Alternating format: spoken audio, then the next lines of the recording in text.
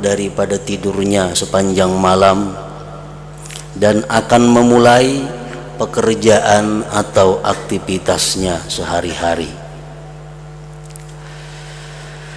Kemudian di samping itu, waktu subuh itu mengingatkan kita kepada hari berbangkit atau hari kiamat. Di waktu kita bangun subuh itu adalah tamsil atau contoh, begitulah kita bangun daripada kubur. Orang-orang yang hidup sebelum tidur itu bahagia. Orang-orang yang hidupnya sebelum tidur itu tidak bermasalah. Orang-orang yang hidupnya sebelum tidur itu bergelimang dengan harta, bergelimang dengan kebahagiaan, maka begitu dia tidur dan bangun tidur, hidupnya pun akan bahagia. Hidupnya pun akan tenang.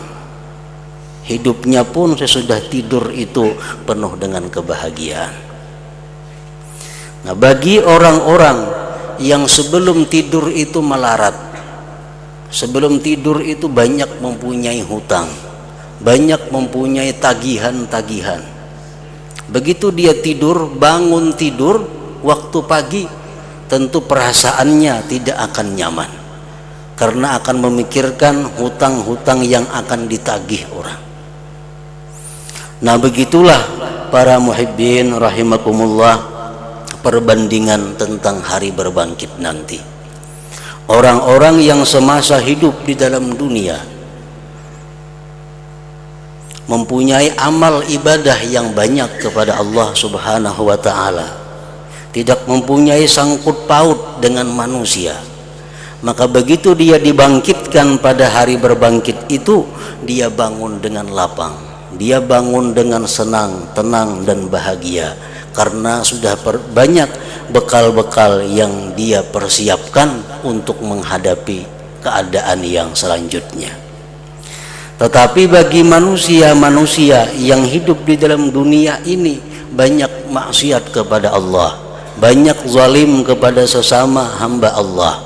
Nah, begitu dia bangkit daripada hari berbangkit itu, dia akan menemui berbagai macam masalah.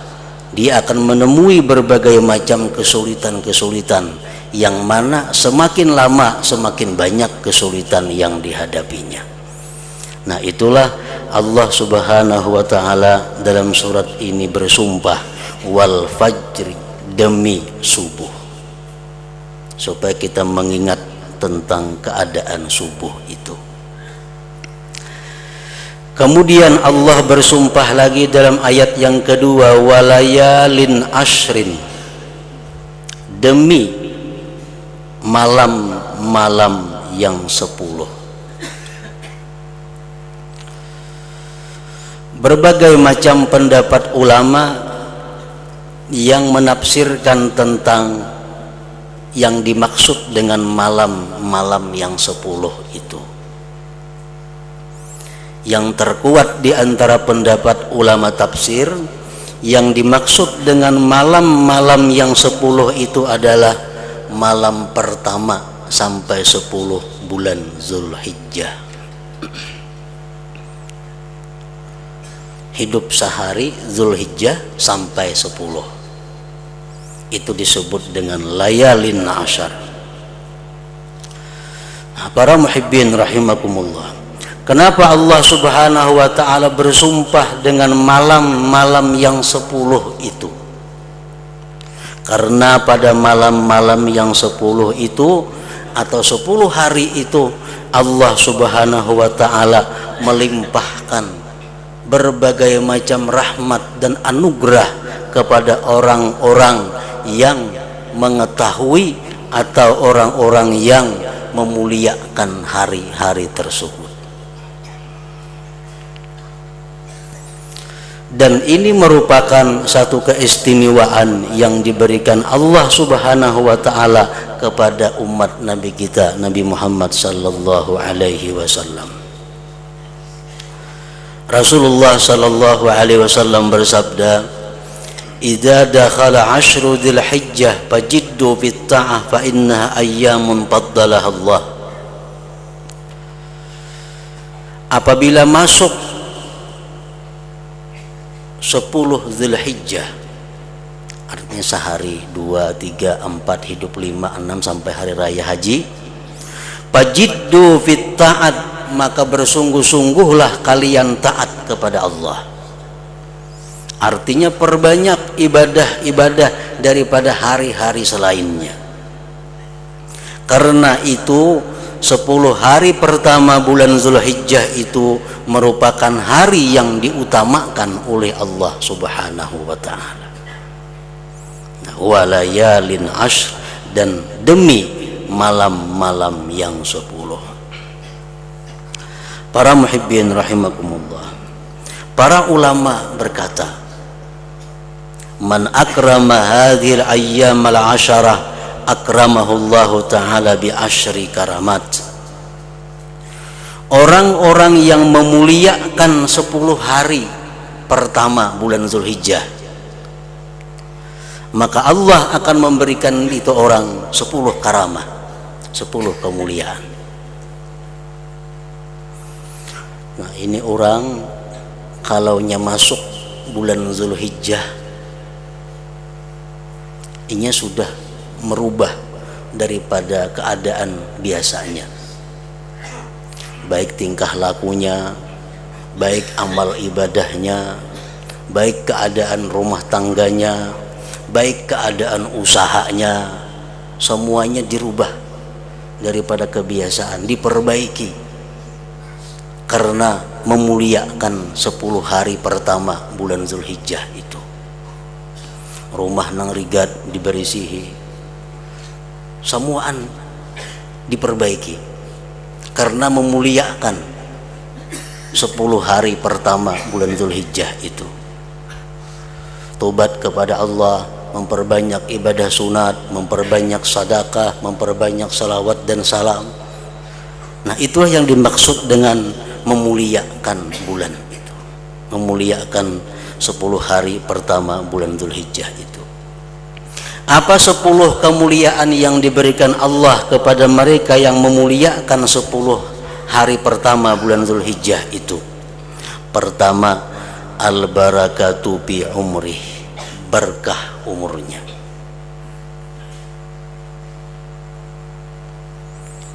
Orang ini umurnya berkah. Umur berkah itu apa artinya? Bukan panjang umur. Orang umur 100 tahun belum tentu berkah. Umur yang berkah itu adalah umur yang bermakna dengan kebaikan, umur yang terisi dengan amal saleh. Itu yang dimaksud dengan barakah umur. Ada orang umur 50 tahun tapi hidupnya lebih banyak untuk urusan-urusan menuntut ilmu, urusan mengajar ilmu, urusan ibadah. Ada orang yang umur 100 tahun tapi hidupnya banyak menganggur daripada amal-amal kebaikan. Nah, ini tidak berkah umurnya. Umur yang berkah itu adalah umur yang digunakan untuk kebaikan. Nah, itu akan Allah berikan kepada orang-orang yang memuliakan 10 hari pertama bulan Zulhijjah tadi. Termasuk barakah umur, barakah waktu. Orang-orang dahulu disebutkan di dalam kitab-kitab manaqib bahwa setiap malam sembahyang bisa 1000 rakaat. 1000 rakaat. Padahal waktunya sama dengan waktu kita. Tapi mereka bisa melakukan itu. Nah, ini barakah waktu yang termasuk dalam barakah umur.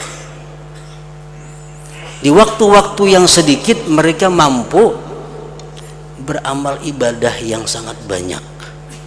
Nah, barakah umur. Yang kedua, Allah akan memberikan kepada orang-orang yang memuliakan 10 pertama bulan Zulhijjah itu az-ziyadatu fi malihi, pertambahan harta. Harta akan ditambah oleh Allah Subhanahu wa taala. Yang ketiga, al-hifzu li iyalihi, dipelihara Allah anak istrinya, tanggungannya, anaknya, istrinya, cucunya, siapa-siapa orang yang dipeliharanya dijaga oleh Allah Subhanahu wa taala. Yang keempat, at-takfiru li sayyiatihi, dihapus kejahatan-kejahatannya. Yang kelima, at-tad'ifu li hasanatihi, digandakan pahalanya. Yang keenam, at-tashilu li sakaratihi, dimudahkan pencabutan nyawanya. Matinya kada terlalu sakit, dimudahkan Allah. Yang ketujuh, ad-diya li zulumatihi, cahaya bagi kegelapan-kegelapannya. Kegelapan di kubur, kegelapan di mana-mana, Allah berikan cahaya. Yang kedelapan, at-tathqilu li mizanihi, ditambah berat timbangan amal kebajikannya. Yang kesembilan, an-najatu min darakatihi, selamat dari neraka. Yang kesepuluh, as-su'udu ala darajatihi, naik derajatnya. Nah, 10 karamat itu Allah berikan kepada orang-orang yang memuliakan, yang menghormati 10 pertama bulan Zulhijjah tadi.